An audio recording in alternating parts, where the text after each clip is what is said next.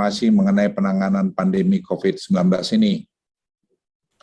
Sesuai dengan keputusan dalam rapat kabinet yang dipimpin oleh Bapak Presiden, evaluasi untuk PPKM di Jawa Bali dilakukan setiap 1 kali seminggu. Sementara untuk luar Jawa Bali akan dilakukan setiap 1 dalam 2 minggu. Pada malam ini kami diperintahkan oleh Bapak Presiden untuk menyampaikan keputusan tersebut ke publik. Setiap langkah yang pemerintah ambil tentunya telah mempertimbangkan berbagai aspek serta masukan-masukan dari berbagai ahli dalam bidangnya. Penanganan di luar Jawa, Bali tentunya tidak bisa serta-merta dibandingkan dengan Jawa Bali. Karena tantangan di luar Jawa Bali lebih besar dari tantangan di dalam Jawa Bali. Contohnya dalam hal dukungan infrastruktur kesehatan. Pemerintah akan terus bekerja keras untuk mengendalikan pandemi di seluruh Indonesia. Dengan struktur penanganan sekarang ini, menurut hemat saya sudah sangat baik, karena Presiden yang menjadi Panglima paling tinggi dalam penanganan ini, sedangkan Menko Perekonomian dan saya adalah sebagai komando-komando wilayah atau komando lapangan seperti organisasi di militer juga. Tidak mungkin satu komando untuk semua itu, karena itu melihat luas rentang kendalinya. Oleh karena itu keputusan yang diperintahkan untuk menunjuk Menko Perekonomian untuk menangani luar Jawa, dan saya menangani Jawa Bali, saya pikir sudah keputusan yang paling tepat. Penerapan perpanjangan PPKM level 4, 3, dan 2 yang dilakukan sejak tanggal 2 Agustus hingga 9 Agustus di Jawa Bali menunjukkan hasil yang cukup menggembirakan.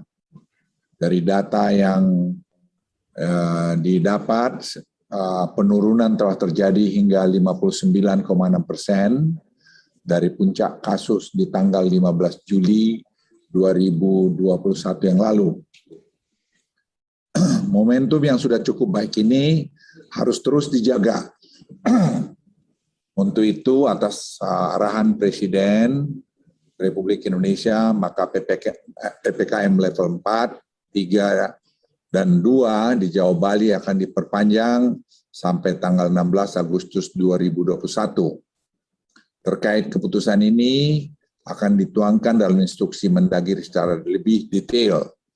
Dalam proses keputusan detail ini pun kami telah berkomunikasi dengan cermat dengan berbagai pihak, misalnya asosiasi mal, perindustrian, dan sebagainya, sehingga detail-detail pelaksanaan ini sudah disiapkan dengan baik oleh berbagai asosiasi. Selanjutnya, perlu saya jelaskan bahwa penurunan kasus dan perawatan rumah sakit juga terjadi di sejumlah aglomerasi di Jawa Bali, kecuali masih ada masalah di Malang Raya dan juga di Bali. Untuk itu, pemerintah akan segera melakukan intervensi kedua wilayah ini untuk menurunkan laju penambahan kasus. Tim kami sekarang sedang bergerak ke sana, dan saya sendiri juga nanti akan pergi mengunjungi kedua daerah ini. Selain jumlah kasus, kami juga melihat laju penambahan kematian di Jawa Bali semakin menurun, meskipun kondisinya masih bisa dikatakan fluktuatif di masing-masing provinsi. Pemerintah juga sangat mewaspadai kenaikan mobilitas yang tercermin dari kenaikan indeks komposit pasca 26 Juli terhadap kenaikan kasus konfirmasi ke depannya. Hal ini tentunya akan kami pantau sampai minggu depan, mengingat adanya jeda 14 sampai 21 hari dari perubahan indeks komposit terhadap penambahan kasus. Dan ini kami lakukan secara ilmiah dengan bekerja sama dengan Facebook dan juga bekerja dengan Google dan bekerja juga dengan NASA.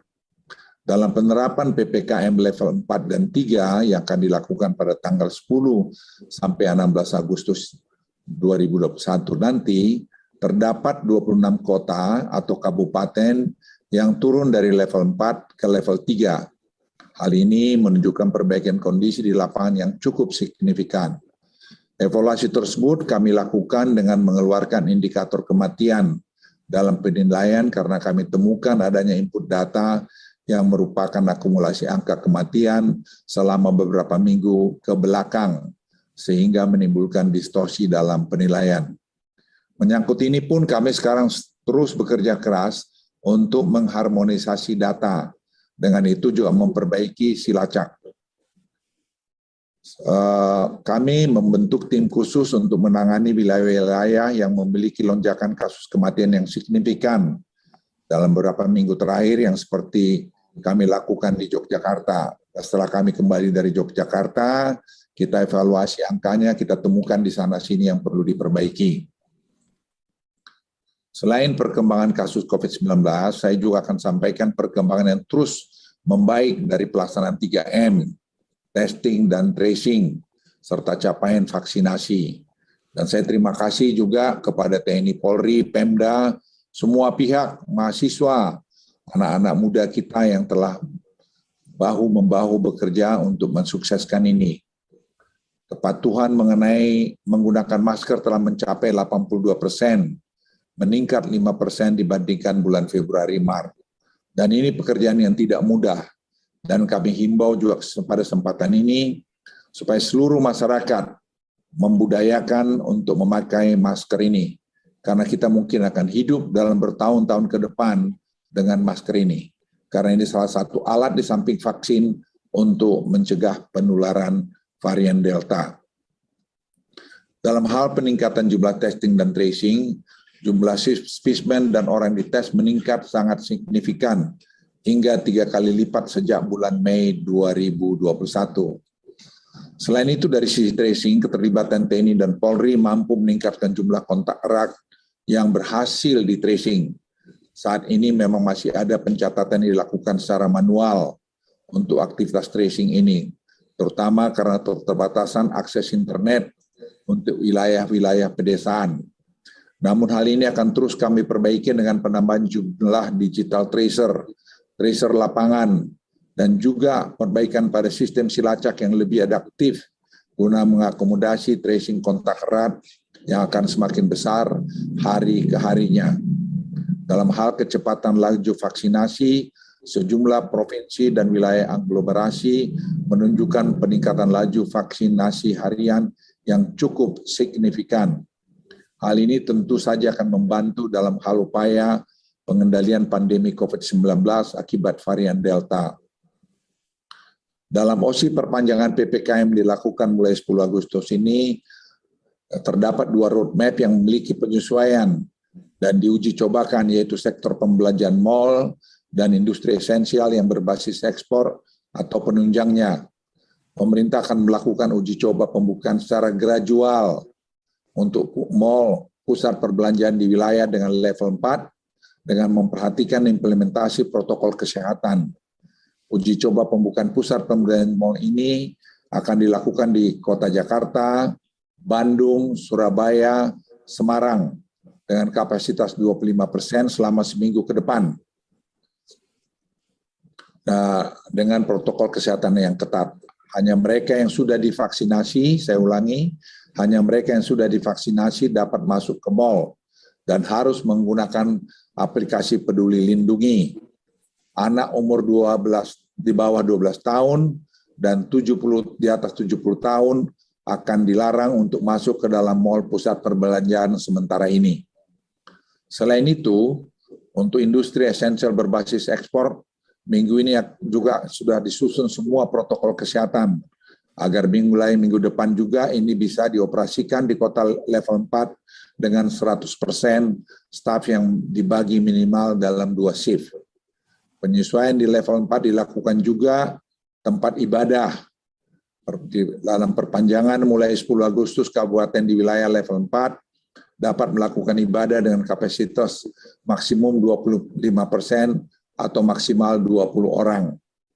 Kami ingin menekankan sekali lagi bahwa ada 3 pilar utama dalam hal penanganan COVID-19 ini. Pertama adalah peningkatan coverage vaksinasi secara cepat. Kedua, penerapan 3T yang tinggi.